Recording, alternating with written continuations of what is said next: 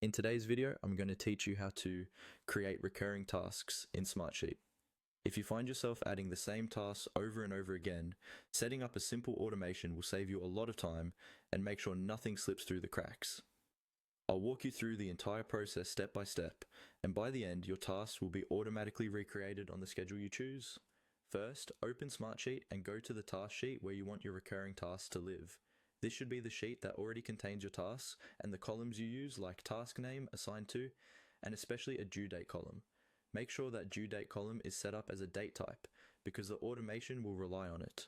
Once your sheet is open, look at the top of the screen and click on the automation menu.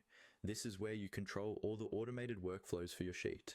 From the drop-down, choose the option to create a new workflow, then select Create from Scratch. This lets you build exactly what you need instead of using a template. A setup window will open. For the trigger, choose when a date is reached. This tells Smartsheet to run the workflow based on a date in your sheet rather than a manual action.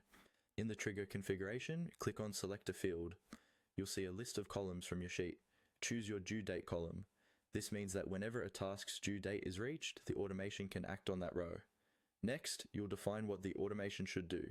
In the action section, choose Copy Rows. This is the key to making the task recur.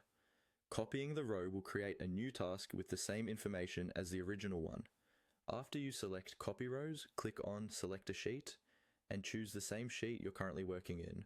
That way, the new recurring task appears right alongside your existing tasks.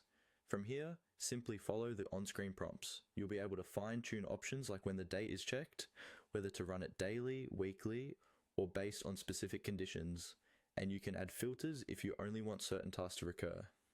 When you're done, save and enable the workflow. Now, each time the due date condition is met, Smartsheet will automatically